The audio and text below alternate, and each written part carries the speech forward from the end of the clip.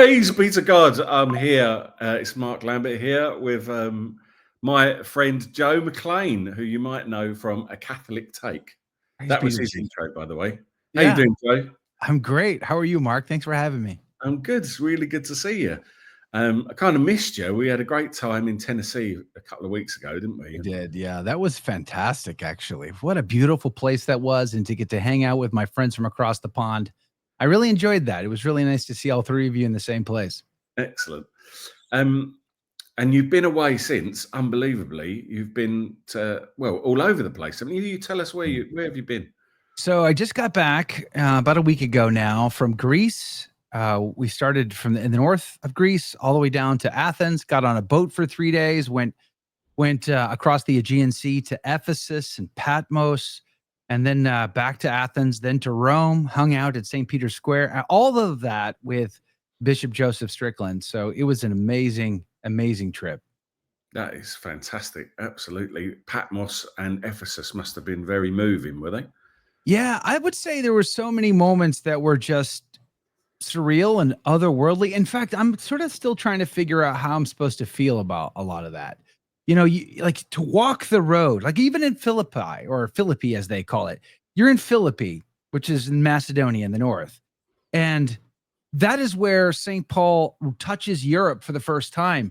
He baptizes Lydia in a tiny little town because it's not even big enough, doesn't have enough Jews to make a synagogue. So the ladies are gathering by the river to pray on Saturdays on the Sabbath. And he preaches the gospel. He baptizes them. He gets himself in big trouble there. They throw him in jail. There's an earthquake. The jailer wants to commit suicide. I mean, it's just this, your mind can't fathom like all of these things, and you're standing there in those places. It really is very otherworldly. And to make things even more interesting, I had a suspicion, Mark, the day before, like maybe 2-3 days before I got on the plane. I'm like, Bishop Strickland's going to want to say the TLM. There's going to be no one there to serve his mass. So I had to get my sons, who are altar servers, MCs, to give me the crash course on how to say the TLM, how to serve the TLM mass for a bishop. And so they're like, Dad, this is never going to work. There's just no way. There's no way you're going to pull this off. They gave me the cheat sheet. I had the cheat sheet. They coached me on a couple of Latin words that I was struggling with. Tutsiotsque, cogitazione. Like I'm just struggling through. My son's like, Dad, you just got to say it like an Italian does. Okay. You got to give it that Italian flair and it'll nail it. It'll be fine. So I served bishops masses in like some of the most insane places. Like we were in ancient Corinth, in the Agora where St. Paul sold his tent services in order to not be a burden upon the people. We were there kneeling on those rocks, and I'm serving the bishop for this mass. My mind can't handle these things. It's just so much. We were in Rome.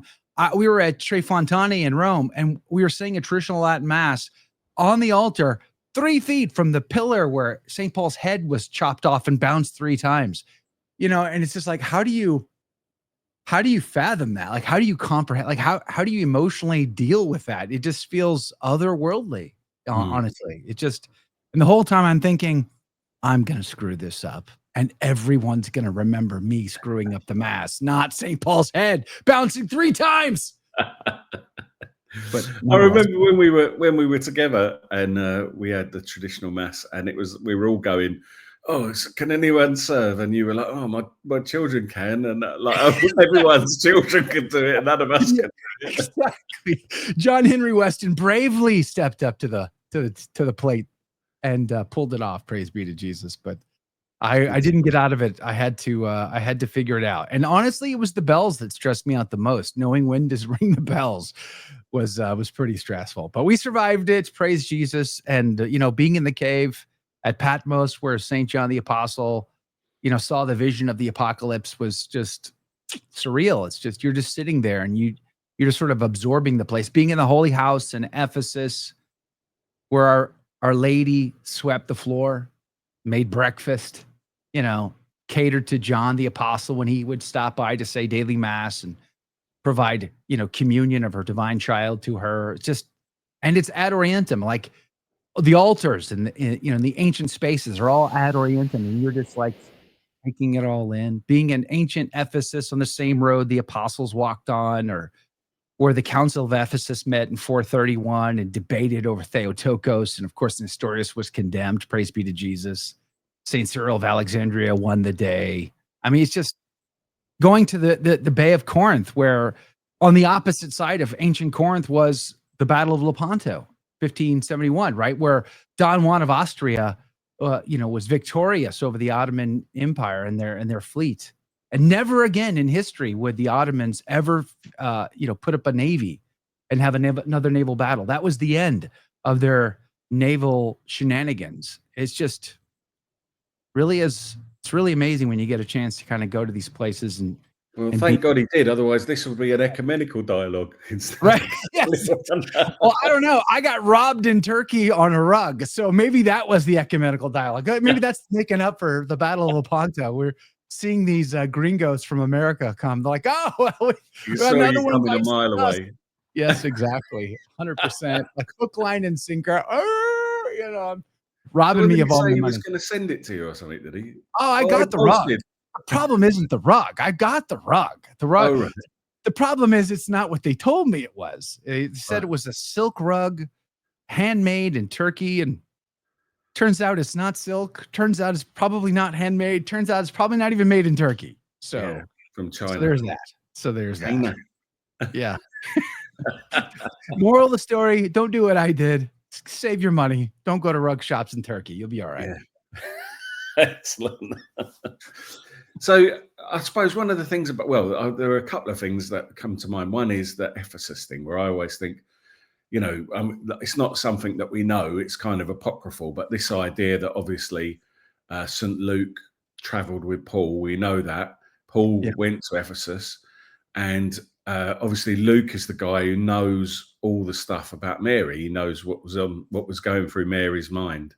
And I just love this beautiful image of Luke the evangelist sort of sitting at the fire there in Ephesus, and Mary pouring out her heart about all these things. Could you imagine? Yeah. Powerful thing, isn't it? It is a powerful thing. And, the house is amazing, actually. They discovered it because of the visions of Blessed Anne Catherine Emmerich, who never went there ever. She was sick. She was an invalid in bed. And so she never traveled to these places, but through these visions, they went there. They found the foundation of the house. So when you're looking at the building, it's like the bottom fifth. If you divide the wall into fives, the bottom fifth layer is the original foundation of stones. Everything else was a reconstruction based on her visions, using materials that were found locally. So some of the stones could have actually been a part of the real building, but they were rubble lying around, and so they used them to rebuild the house. And you go in there, and it's just, you can almost see how she lived her daily life there, and under the care of St. John the Apostle, who built the house. It was through his hands the house was built at all, and it's in such a lovely place. In fact, have you been there before, Mark? Or I don't know. No. So it's set on a hill, and there's like this. It's all wooded and beautiful and pleasant. And she had her own Stations of the Cross up above on the ridgeline. Up above the house is a wooded ridgeline, and she had her own Stations of the Cross up there. I mean, think about that. Wow. She was in the first century, after her son died, resurrected, and ascended into heaven under the care of John the Apostle in Ephesus, as he was Bishop of Ephesus. She was making the Stations of the Cross. She was receiving communion, kneeling it on the tongue. I mean, this was the visions of Blessed Anne Catherine Emmerich. There were two altars in the house, one in the main room, again, all ad orientem, and then one in her own bedroom with, according to Blessed Anne Catherine Emmerich, with tabernacles. That blows my mind. Ephesus is the place where Apollos shows up. We all remember Apollos from the book of Acts and from St. Paul's writings, when he talks about, was I baptized under Apollos? And is it Peter we follow? Is it Apollos? Is it Paul? It's Christ, right? So Apollos shows up in Ephesus. That's where his story starts. He comes from Alexandria, Egypt, from the great school in Alexandria, where the Septuagint is the Bible's translated into Greek and becomes the Septuagint version, which Jesus and the apostles all quote from in the New Testament, which is amazing. It's in Ephesus originally that he is encountered and he receives a proper baptism, not just the baptism of John the Baptist, but the baptism of Christ, and he becomes a Christian. And it's just, when you go there and you're in the ancient ruins and you see the original stones that John, Peter, who passed through there, Paul, Apollos, Luke, Our Lady, all like walked these paths. It's just, and then you have the ruins of the pagan world conquered by Christ. Like, they're all in ruins, and here we are still today. It is truly, truly surreal. I mean, and I loved the story of the Council of Ephesus, the fight over not just who Christ is, but Our Lady's role in that, especially given today how many Christians still to this day struggle with Our Lady, non-Catholics, but Catholics too. There are many Catholics who still don't truly understand the powerful role of the Queen of Heaven and Earth, and how she was given this unique opportunity to make or break the destiny of all Christians in the future. She was asked a question, will she accept God's will for salvation? That is to become the Theotokos, to become the kekatetomene, which is the Greek in Luke 1:28. When the angel Gabriel says, "Hail, full of grace," the Greek word is kekatetomene, and it's unique. It's a very incredibly unique word. She always was, she is now, and she will always be full of God's grace. Mark, I don't know about you, but my wife tells me that I'm full of something, but it ain't God's grace. Have you ever been accused of being full of God's grace? Not me, right? Like, she's the only one that I know who is accused of being full of, to the brim, overflowing with God's grace. And it's not just a description, it's also a title. She is the kekatetomene.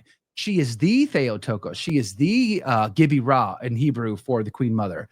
And she understands perfectly what this means, and it's troubling. And she accepts. She could have said no. She could have said, "You know what? I don't think so. Thanks anyway, though. I appreciate the offer, but no, I'm going to pass. I'm going to hard pass. I'm just not up for it anymore." Like, could you imagine? She could have said that. And what was the angel going to do? Like, oh, okay, well, guess I'll go to Betty Sue, one village over. Like, you know what I mean? Like, there's no Betty Sue. There's no backup list. There's no JD, right? Like, there's not an alternate name. There was just this one, and she had perfect free will. She could have chosen no, but she chose yes. Now, I would argue God knew that she was going to choose yes, but he didn't force her to. She was of free will. She could have chosen otherwise, and which meant that you and I wouldn't be sitting here. You and I wouldn't be Christians today. We wouldn't be saved. I mean, she said yes, knowing Isaiah 53. She said yes, knowing Psalm 22. She said yes, knowing that the covenant of Adam meant thorns and thistles, that the covenant with Moses meant hanging on a tree, that the covenant with David meant the stripes on the back. You know what I mean? She was fully aware of all of this, and she still said yes, not fully knowing what that would actually look like, but knowing it wasn't going to be pretty. And she stood at the foot of that cross just to make sure that you and I were going to be saved someday. I mean, it's mind blowing to sit in her house, even if just for a moment.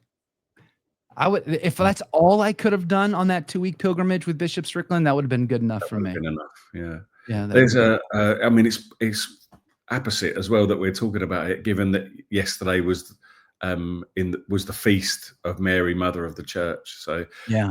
Funnily enough, I do my Baptist Bible study on a Monday night. And we got talking about Mass, and at the end of Mass, of course, the Marian anthem changed from the Regina Caeli to the Salve Maria, and so I was sort of explaining how we call Mary Queen of Heaven, and they were astounded by this. And then we got into a sort of Mary conversation, which was, oh, do you think Mary's one of the Trinity, and like all these kinds of wacky questions. But it was. Do you know what it was? I mean, I've been doing this for probably a couple of years now, but it was amazing because it started off very antagonistic, but given the feast day it was and everything, and I'd been thinking about a lot of these things, And just like, one of the ladies was saying, where is it in the Bible? Where is it in the Bible? So I just started going through, not the bits perhaps that you'd expect, not the beginning of Luke or stuff like that, but Acts, where Mary's in the praying with the apostles and a few bits like that. And I always think John 1 is a really good place to start with. Yeah. Our separated brothers and sisters, when you're sort of going back to Deuteronomy and looking at what the tabernacle is, and then, okay, so what did we keep in the tabernacle, going through it like that. And, who is Jesus? Jesus is that comes to fulfill it's hard, the law. isn't it? And then, and so like, who's the tabernacle, going through it like this and watching the penny drop. And we did it for a good sort of 30, 40 minutes. And although it was quite hard to start off with, by the end of it, they were, I was just saying, can you imagine how much do you love Jesus? And can you imagine what it must have done to Mary, how much Jesus has changed your life, and how much it must have changed Mary to carry Jesus in her womb for 9 months. Right. And then to have lived with him for 30 years. Like, you're telling me that wouldn't change you into the most amazing person, who's ever lived. When you think about it that way, it seems really obvious, doesn't it? Really. And it's hard stuff, right? Talking to non-Catholics, especially, I would argue, Baptist people, Church of Christ. Like most of my family is all Church of Christ. I'm the only Catholic in the family. So it's hard because you have a lot of very advanced topics that you have to explain in no time at all, because they're not going to give you time, right? Where's that in the Bible? And you're just like, can we back up a second? Take a breath, buddy. And let me just explain a few things. So I always found that, like, I like your approach because it makes sense. You don't want to get into a tit for tat Bible verse war with them because they're shut off and not listening, instead of listening and being open to what you have to say. I like how you try to approach it from a more comfortable angle for them, and we can ease into it. What I tend to do is I tend to just go with the Gibby Raw. Well, don't you Catholics, you worship Mary, okay? You worship the Blessed Virgin Mary. And I always say, what do you mean? You mean the Gibby Raw? And they don't know what that word means. They've never heard it before. So they switch into, well, what do you mean by that? And that gives me the opportunity to go, oh, the Gibby Raw, the Queen Mom, like back with Solomon and Bathsheba. And we started getting into, she comes to the court to intercede on behalf of half of the king's brother. And what does he do? He rises, he bows to her, brings the throne and sits, I just get into this opportunity to sort of get into typology faster so that I could try to leverage the typology, similar to what you did with the Ark of the Covenant, the tabernacle, and the symbology there. I just think that kind of opens their mind up a little bit to seeing things in a way they've never seen before. But it's so hard. It's so hard because Catholicism is advanced. It's deep. It's profound. It's not surface level scripture. It's way more advanced than that. And it can be very hard to have a meaningful conversation with non-Catholics to the point where they're actually like open to trying to understand where you're coming from. So I applaud you. You're brave. I don't know anybody who routinely goes to Bible studies at a Baptist church. Well, and I really felt last night, I really felt like I got some ground, just from a human point of view. And we've been doing this for ages, and there's always bits.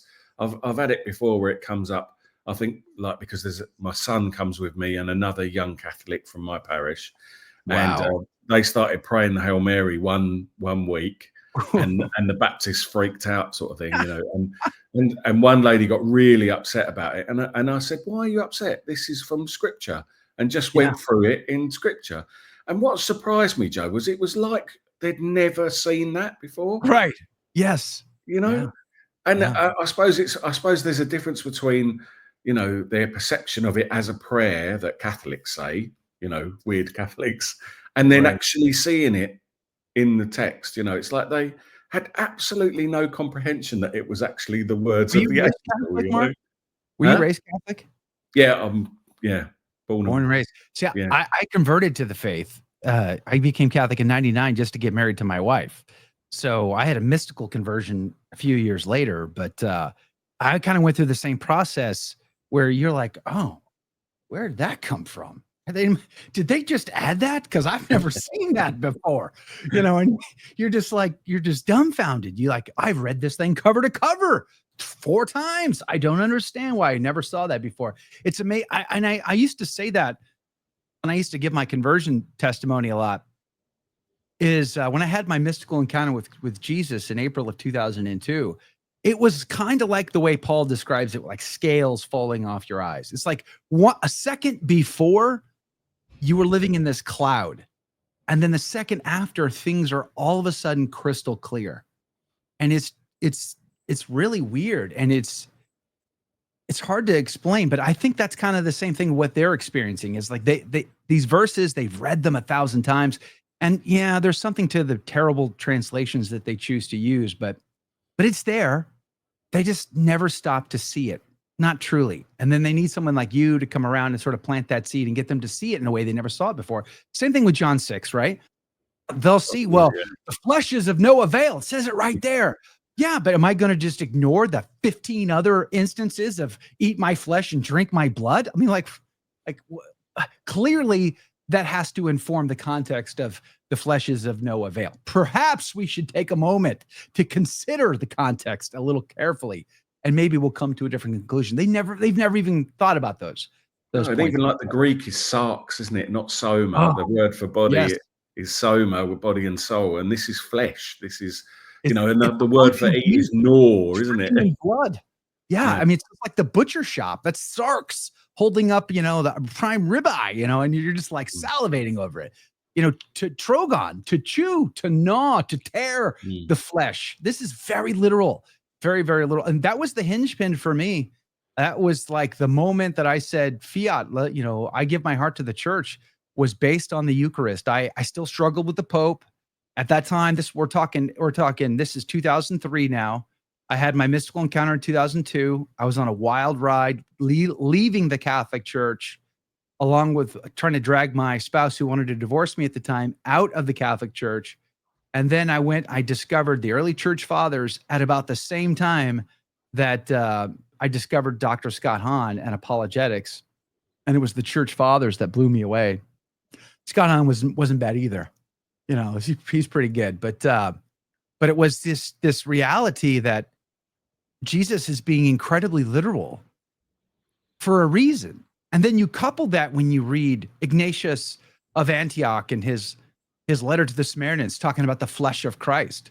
You go read the Didache, which is written in the mid-50s AD, while almost all of the apostles are still alive, if not all of them.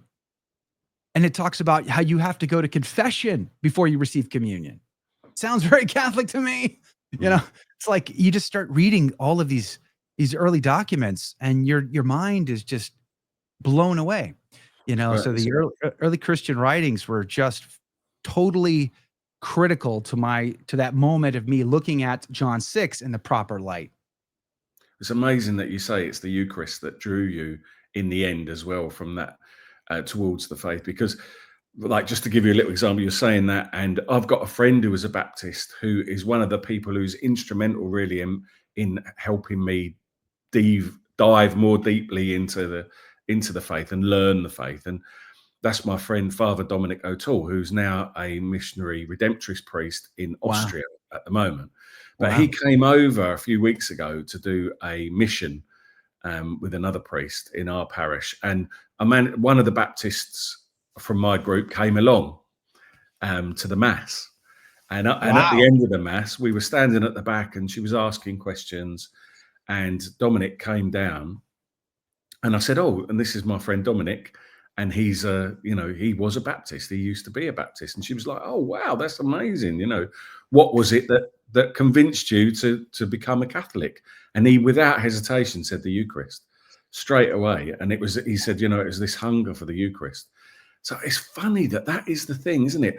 It is. Like, I don't know. Do you know the lady Sherry Waddell's brilliant? She writes books on evangelization and stuff. Yeah. Like that. Yes, I do. I don't know her personally, but I know of her. Right. So I've met her a couple of times, and she's got that brilliant story, which is the same story that when she was an evangelical Christian, there was no place to go at lunchtime when she was working to pray, and she was going into the Catholic Church. And she felt this magnetic draw to the tabernacle. Exactly. Yeah. And it went on and on and on. She didn't know what it was. And she was kind of scared. And one day the priest wandered in and she said, what is that? What is that in that box? And he was like, oh, that's the tabernacle, Well, what is it though? What's in there? I want that. I want what's in that. And like, what a powerful thing the Eucharist is. And we We Yeah. really, most of us have no concept of what we're messing with. Yeah, it's funny. You reminded me because like I said, first weekend in April of 2002, I had a mystical encounter with Jesus, saved my marriage, put me on this wild ride. And I had become Catholic because my wife, who I asked to marry me, told me I had to become Catholic to marry her. And I'm like, okay, fine, whatever. I was a third-degree Master Mason in the Blue Lodge. I was a hedonist. I was addicted to pornography. I mean, I did not care. It's just whatever I needed to do, that was fine. And so my heart wasn't in the faith whatsoever, but I was raised in the Church of Christ. So when I had this mystical encounter, I did two things. One is I went back to church for the first time after not having gone to church in a while. And of course I was Catholic. So I'm like, I guess I'm going to go to the Catholic church because I'm Catholic. So that's where so I went to the Catholic mass. And, but I felt like I was looking for the true church. And so I started listening to Protestant radio because we didn't have Catholic radio at the time where I lived. And all I heard was these Protestant pastors preaching against the Catholic faith. They didn't preach the Bible, not really. And some of them did, like Dr. Greg Laurie. He did a great job of just sort of preaching on the Bible. He didn't get into the polemics of anti-Catholic nonsense as much as like Greg Laurie or Hank Hanegraaff or Alistair Begg. It was Alistair Begg that made me Catholic, to be honest with you, a Scottish Calvinist. And he lives in Ohio now. But anyway, I remember getting into these conversations with my neighbor. My neighbor was a fallen away Catholic, raised Catholic, left the Catholic faith, became an anti-Catholic Baptist. And he and I were getting into these conversations. And I'd be like, yeah, I'm looking for the true church. Well, you got to get out of the whore Babylon. You're in the whore Babylon, Catholic Church. You got to get out. And I remember saying to him one night, we're sitting there having this conversation. And I was not like, I hadn't even discovered the early church fathers yet. I had never listened to one single second of a Catholic apologist, Scott Hahn or otherwise. I was just simply reading my Bible cover to cover, listening to Protestant radio, but going to Sunday mass. And he said, you got to get out of the whore Babylon. And I'm like, yeah, I know. I'm looking for the true church. I said, but I'm not going to go anywhere until I know where to go exactly. What do you mean? The church is this, the whore. You got to get out. I'm like, I said, listen, I was raised Church of Christ. I've been to Baptist churches and, Presbyterian churches. I've been to a lot of different churches. I said, there's something different about sitting in that sanctuary that I know I've never experienced in any Protestant sanctuary. I don't know what it is, but I know it's different. So I'm just going to sit there until I know exactly where I'm supposed to go. And then I'm going to go there. Like he didn't know how to answer that. And it was kind of like what you were saying with Sherry. It's like I didn't know. I had no real understanding. I didn't believe the Catholic Church was the real church. But I'm just like, there's a reverence. There's a feeling. There's something, even in the like Nova Soto, Church of the Round, which is the parish we were going to at the time. There's the Church of the Round, so even like the really lukewarm, no effort, low hanging fruit Nova Soto environment, even there, I knew there was something different. And I wasn't sure what that was. And I knew that if I just church shopped, it wouldn't be like that. And so that really held me tight until I could get to the early church fathers. And it was Alistair Begg, the Scotsman, who challenged me one day. I remember the day. It was blue skies, sunshine. It was a beautiful day. And I was listening to the Protestant radio, listening to him preach. I think it was on my way home from work. And he said, it's Constantine. It was Constantine. That's who corrupted the Christian church, brought in all these pagan ideas. And that is where we come up with the Catholic Church. And the light bulb went off in my head. And I went, oh, well, hold on. All I got to do is go back in time now. This is brilliant. Surely those early Christians had some opinion about how they worshiped, what they believed about the Bible, or just anything. Surely they've left us something that I could probably go discover and figure out. And then I'll use that as my guide to find the true church. And I remember praying to the Holy Ghost. I got really nervous about like authority, for instance, because I had seen my father had sent me this book on denominations. It was a red hardbound book. And it was literally like 3.5 inches. It was all the denominations. And the instant my eyes laid on this book, I'm like, there's no possibility. Jesus is supposed to be the same yesterday, today, and forever, according to St. Paul in his letter to the Hebrews. And you're going to tell me that there's this many flavors? Like, that makes zero sense. I remember getting in an argument with a neighbor guy, the fallen away Catholic Baptist guy. I'm like talking to him about it. I'm like struggling with this idea of who gave you the authority? Like, who gave your pastor the authority? And he goes, well, what do you mean? My pastor knows the Greek and the Hebrew. I'm like, so? I went to a Baptist church the other day down the road. Yeah, that pastor doesn't agree with your pastor, and he probably knows the Greek. What then? Like, by what authority do you preach these things? Like, who gave you this authority? Like, it didn't make sense in my head. And then I remember feeling scared. I'm thinking, by what authority do I believe I understand the scripture that I actually read? I think I understand. It seems pretty clear, but what if I'm wrong? By what authority do I have to interpret this scripture in the way that I personally? So I just remember getting very nervous. I remember like putting my Bible away and just praying to the Holy Spirit and saying, please lead me to the truth. And that's when I encountered Alistair Begg's sermon that day, and this idea about Constantine. So I went on, and back in my day, Mark, say you're probably too young to know this, but Google was not always around. Okay. Back in my day, there was no Googles. There was web crawler, right? And so I went on to web crawler. Microfiche, remember that? Yes, back in the old days, the old school days. Back in my day, you whippersnapper, get off my lawn. I typed into the web crawler early Christian writing, and wouldn't you know it, a website popped up, earlychristianwriting.com or earlychristianwritings.com. I can't remember if it's plural or not, but the website still exists today. I was on it just not long ago. It's a Protestant website, not Catholic.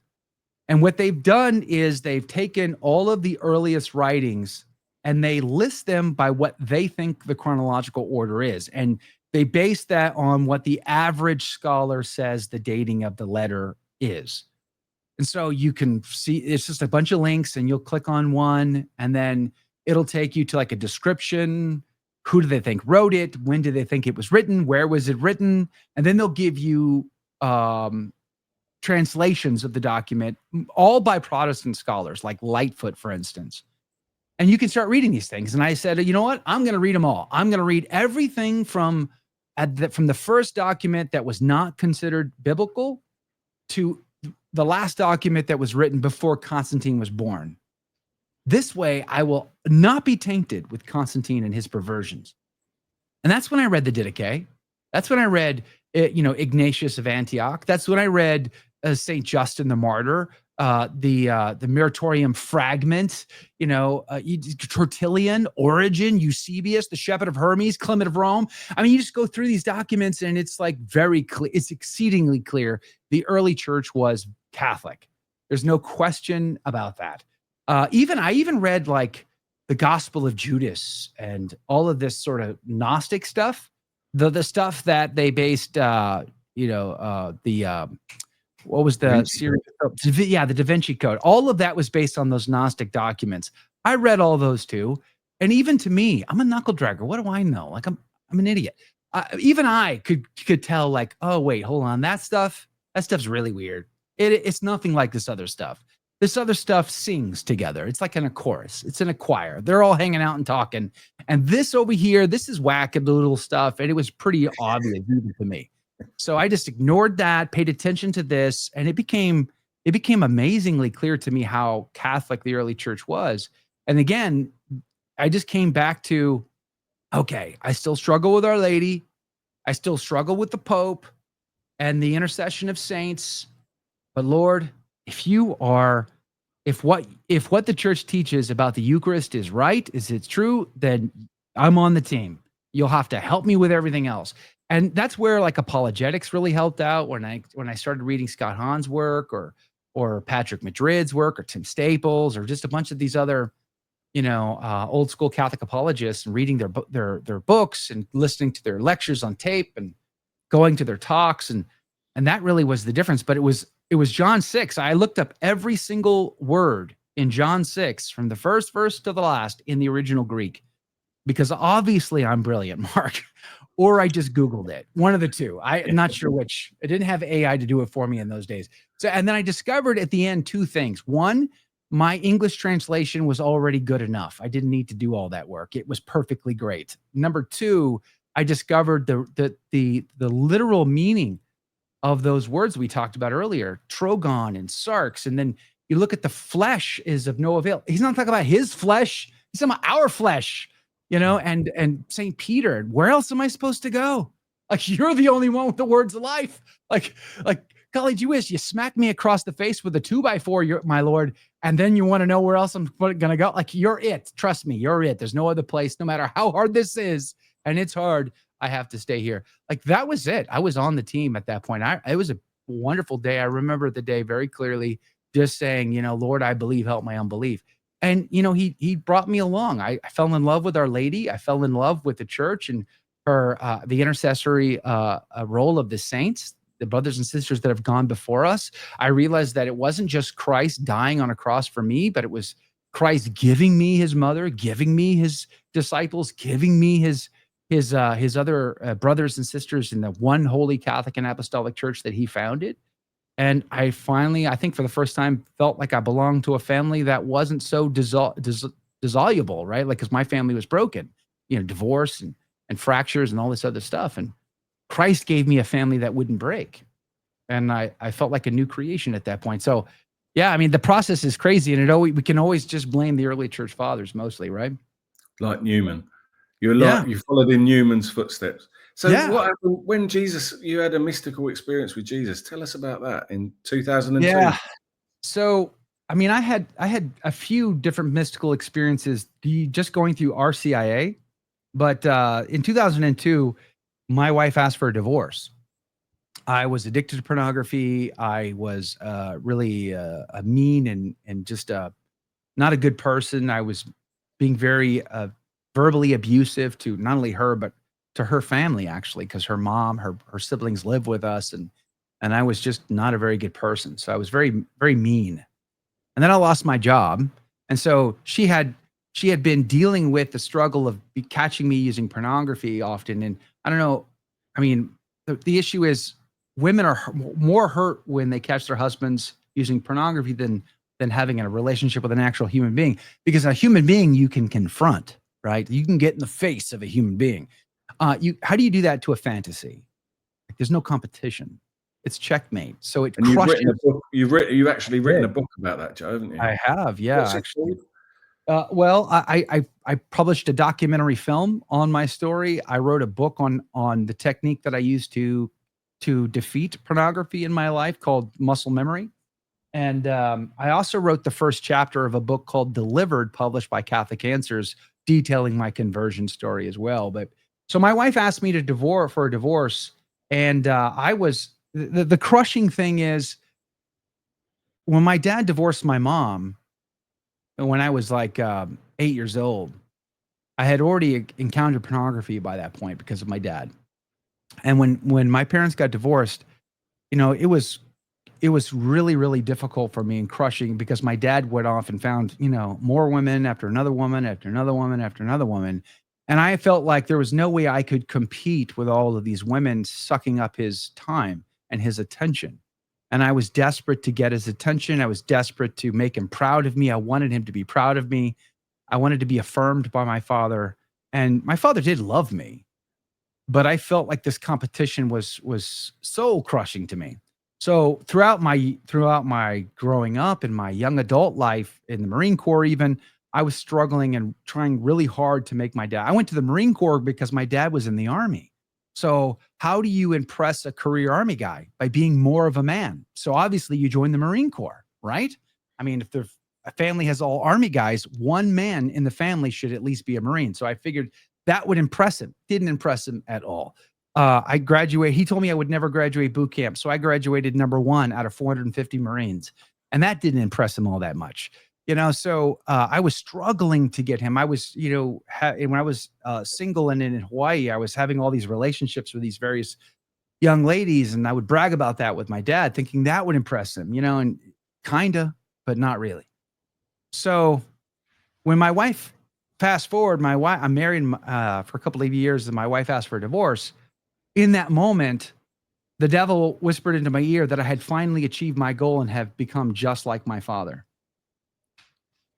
And that was soul crushing. That really was. Broken, abusive, just just like my dad.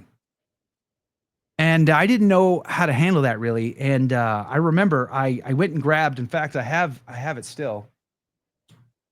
I want to say it's over here. Yeah, it's right there on the shelf. It's too far for me to reach, but I have the original Bible that they gave me when I was in RCIA class when I was becoming a Catholic.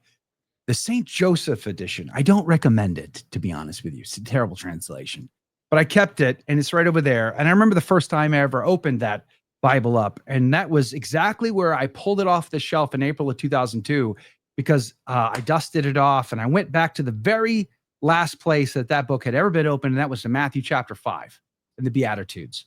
So I cracked it open, dusted it off, and I started reading the Beatitudes because that was the last thing I had read in it. And the last time I had read Matthew 5, which was at RCIA class when they gave us the Bibles, I had a mystical encounter that night as well. It was a moment of clarity. It was like a premonition of things to come, where the world and time somehow stopped for me during class. When we got to blessed are the pure in spirit, for they shall see God. When we read that in class, like I said, time stops for me. And I had this, like, you know how alcoholics, drug addicts, or just sinners in general, we rationalize, we convince ourselves of our own nonsense all the time. We buy the lies that come out of our own mouth. You know what I mean? So like that was my life. I was rationalizing my choice to be addicted to pornography. I was rationalizing my choice to cohabitate before being married. I was rationalizing my choice to not take religion seriously and just live for myself in the moment.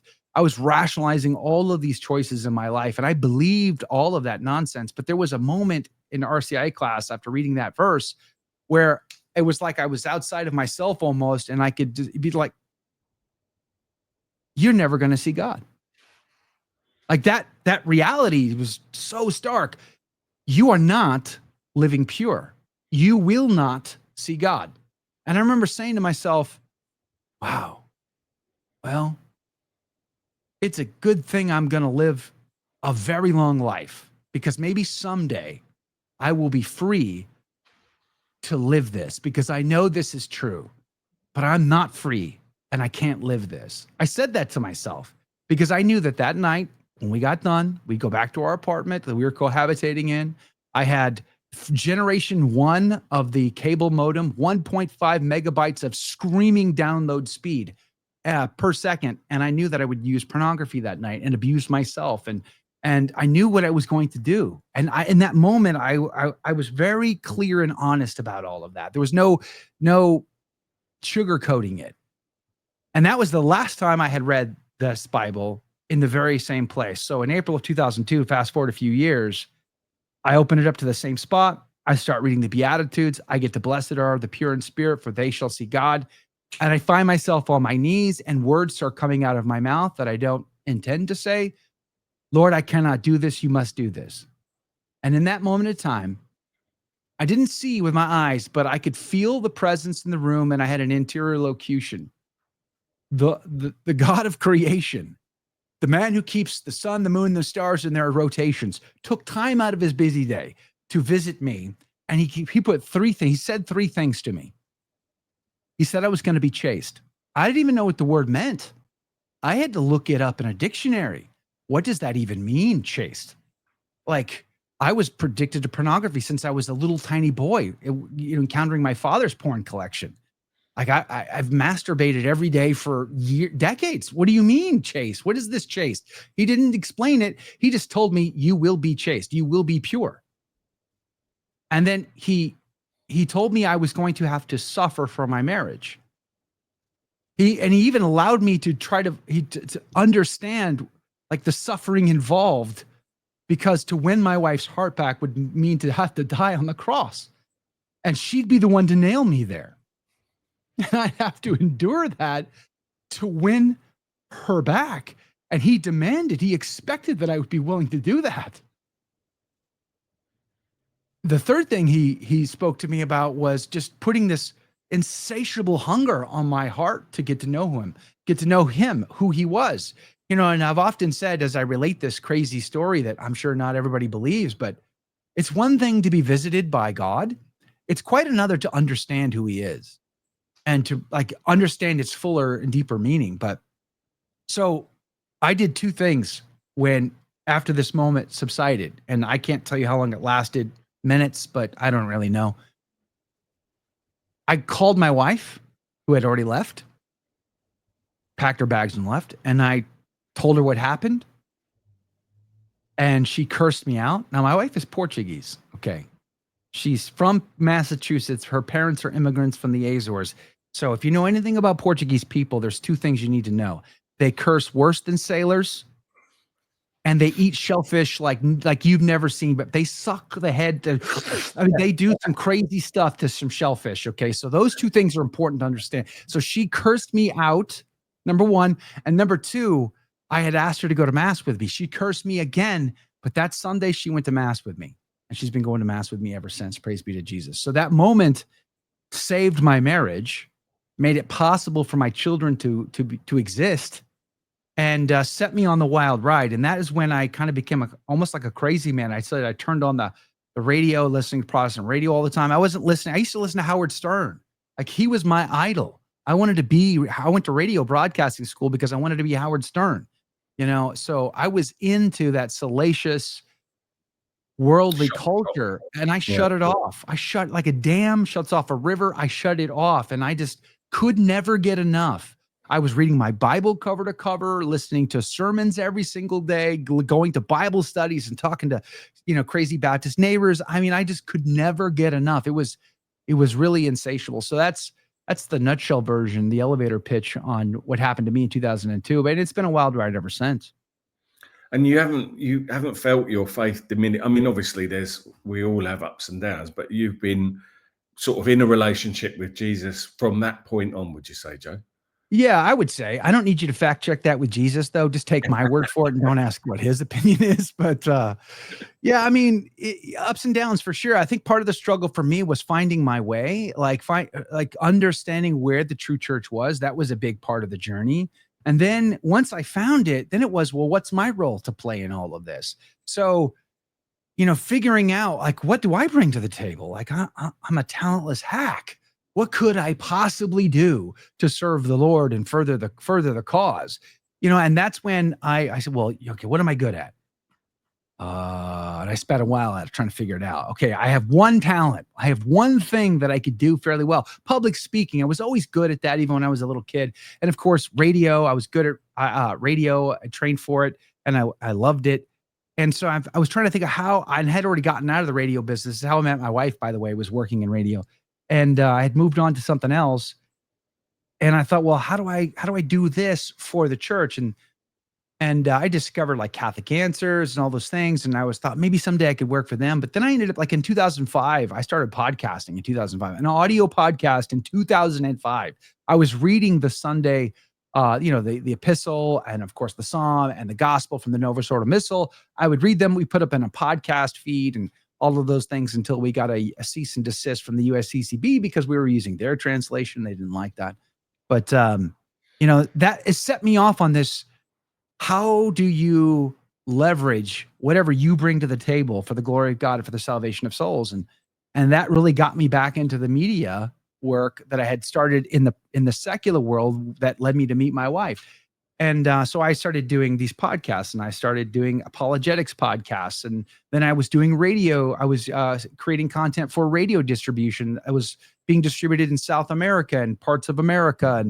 And then I went worked for a full-time apostolate, just doing conferences. And then I started hiring Scott Hahn and John Bergsma and Brand Petrie and Michael Barber and Tim Staples and all of these people, all of the people that I was idolizing, reading all their books. I was hiring them to give talks at conferences that I was putting on and managing. I did that for a number of years. And then I got an opportunity to work full-time in Catholic radio. And I was the first general manager of a radio station in Houston, Texas. And I did that for a decade. And I left them. And now I work for the Station La Crosse Catholic Radio Apostolate out of New York. And of course, with the advent of and the rise of video content ubiquitously found on social media, I'm heavily involved, obviously, in video, creation as well. I've produced 2 documentary films, feature-length films, one on my own story about my father wound, and that came through another mystical encounter with Jesus in adoration, going back to 2018, and I was estranged from my father for 7 years. That film led to us reconciling. It was an amazing experience. And then I published another film a couple of years ago about the end times. I filmed all of that when I was in Rome back in 2023. So, and I actually have, it's one of my, like, if I could, do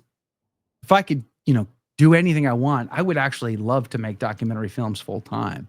I have a whole list that in my head that I kind of want to do. And one of them is to just tell the story of Our Lady in a way that would be compelling, high production value. So I would follow in the footsteps of Our Lady from her birth to her childhood, to her betrothal, to our Savior, to Ephesus, to her dormition, to her Assumption, and to her apparitions around the world. I would travel the world to go to these places, and I would want to produce this in the highest possible quality, because I'd want to make it in a way that is faithfully Catholic, inspiringly beautiful, but mysterious enough that a non-Catholic would watch this and go, what in the world? Like it'd just be like mind blown, because they've never heard it in this way.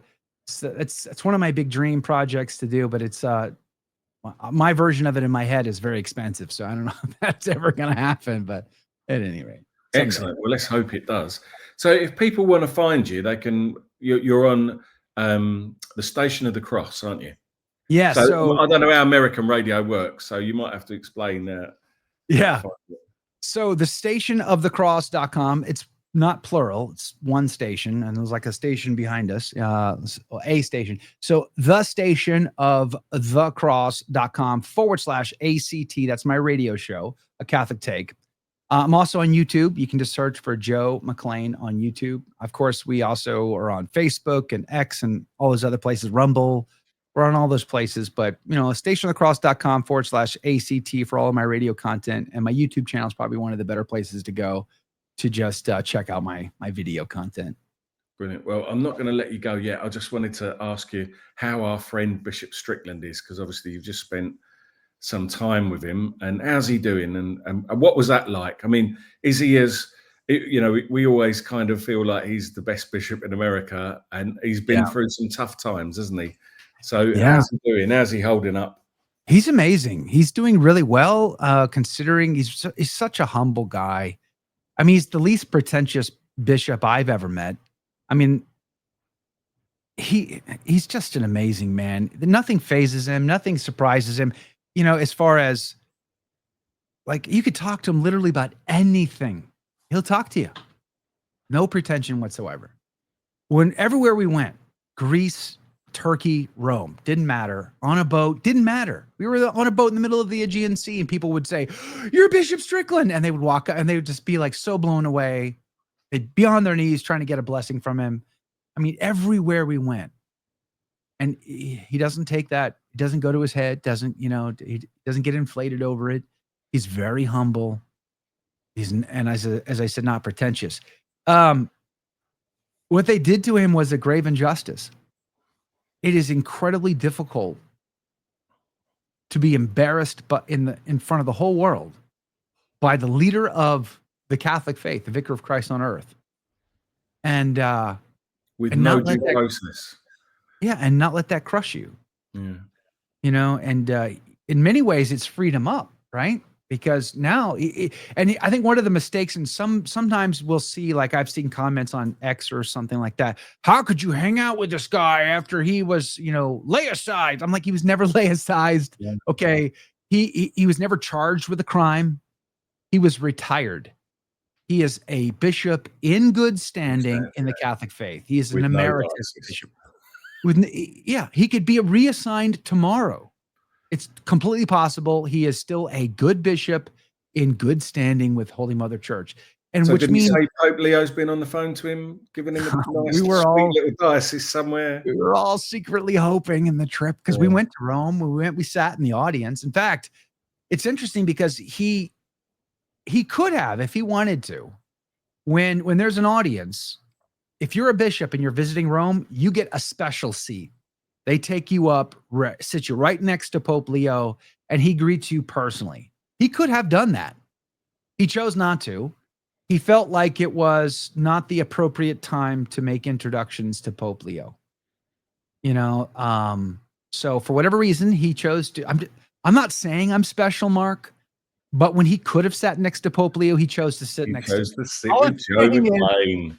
I'm just saying, like, when you've got choices to make them carefully. That's all I'm saying. Teasing. So we sat there in St. Peter's Square waiting for the audience, and we did an interview, right, sitting right there.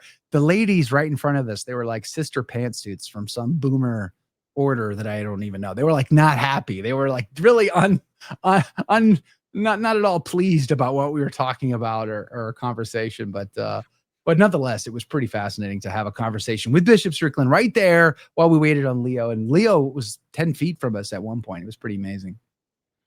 And how are you feeling about Pope Leo? Like, it's good news about the Rupnik art coming off the web. Like, he seems to be incrementally. I know it's baby steps, Joe. If anyone's been watching, like Joe's been kind enough, he has me on his show all the time, and like, we sort of got a bit of a joke going that Joe, I'm trying to convert Joe to Pope Leoism. Well, I want to be hopeful. I am hopeful. I think there's tremendous potential in Pope Leo the 14th. God love him. And I say this, and it upsets people when I say it this way, my wife most of all. We got to give him a chance, right? What do you mean you give him a chance? He's the Pope. You're not. Like, yes, I get that. Stop. I understand. What I mean by that is, listen, I'm not going to rush into criticizing Leo. I'm not going to rush to pointing out every flaw, everything he does that I don't like or whatever. Give the guy a moment to get settled, to figure it out, see how things are going to go. But there's going to come a day where, okay, listen, is Tucho still in charge of something anywhere on planet Earth?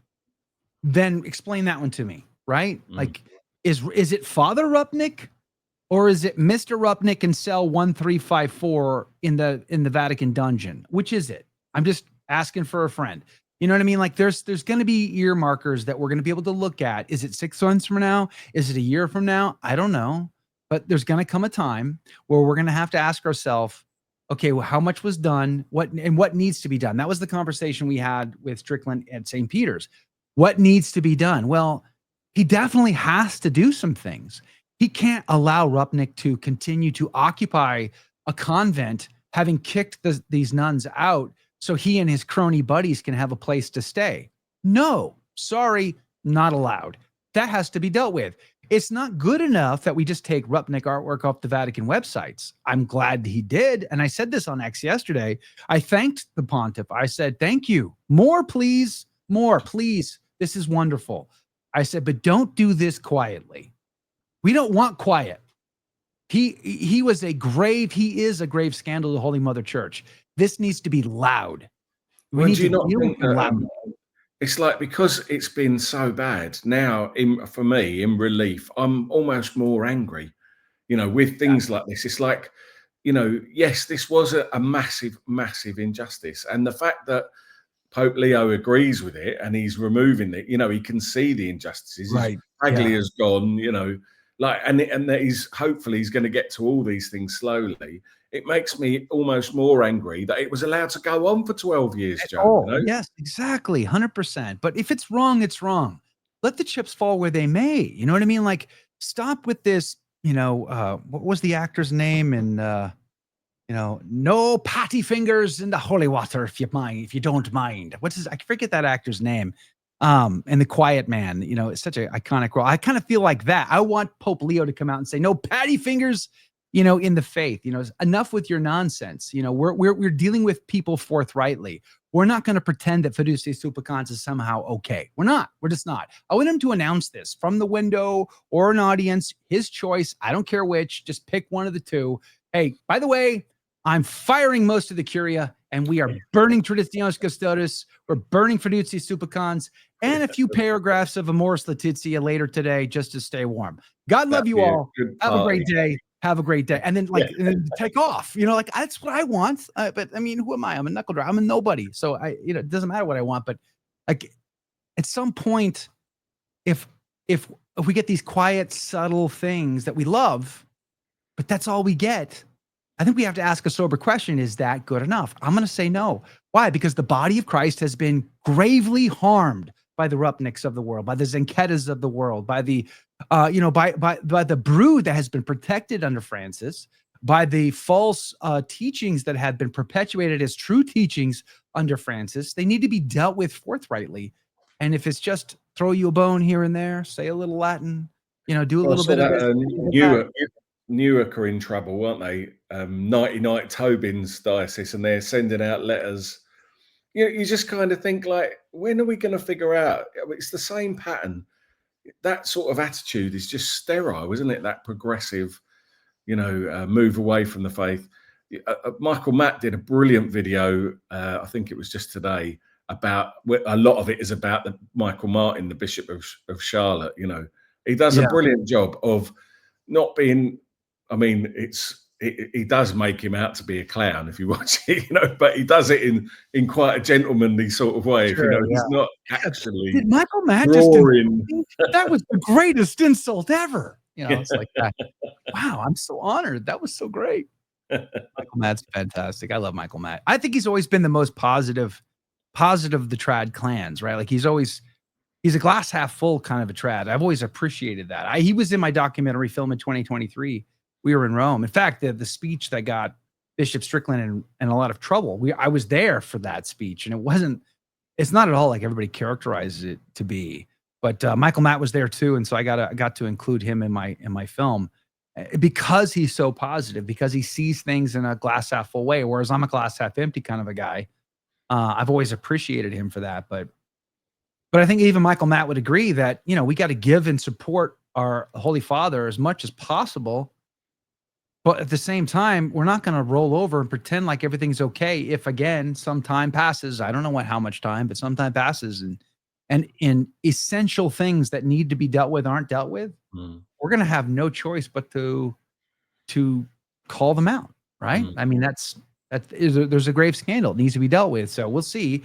It's interesting. I'm going to have Michael Haynes back on my program tomorrow to get his take on Pope Leo communicating to the Chartres pilgrims, which your team went to, right? Yeah, Catherine's. Was it just Catherine will be with us tonight, but she's recovering. She's absolutely exhausted. So she's in the sauna right now, trying to recover. A hot tub or something. Like when the bishop said that Leo was sending his good wishes for them, his blessings to them.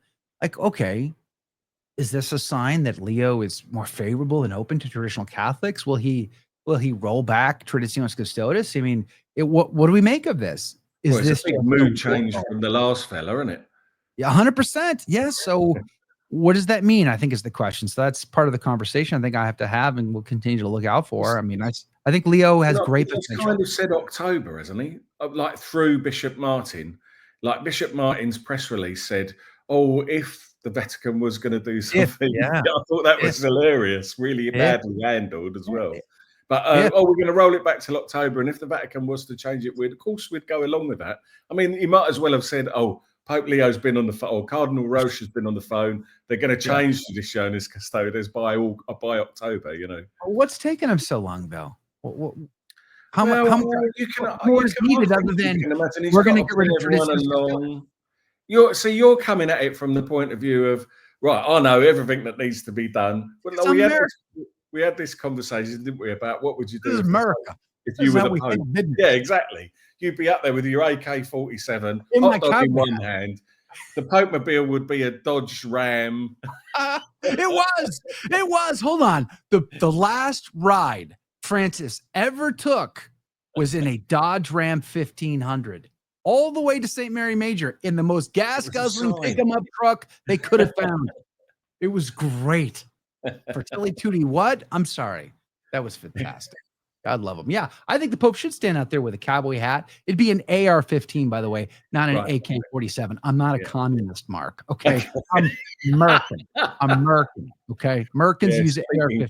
You're speaking a different language to me now, mate. Speaking gun. That's right. It's been such a pleasure, and I knew the time had fly by. Everyone who's watching, please, if you don't know Joe, go and follow his YouTube channel. Check him out. I can honestly vouch that in real life, he's even more affable and genial and pleasant company, and a true Catholic, an inspirational Catholic, someone who's a real leader and really believes and loves our Lord. So please do go and support him, follow him. Right now for you, Yeah, Mark. right, You earned that one. You earned it. That's fantastic. I'm gonna leave it blank. You fill in the number. That was great. Wow. And we'll, you know, please God, we'll have you back on again very, very soon, and we'll have another chat. So God bless, Joe. Thanks, everyone. Like the video and do all those things, share it and all that stuff. Thank you very much. God bless. See you soon. God bless you too.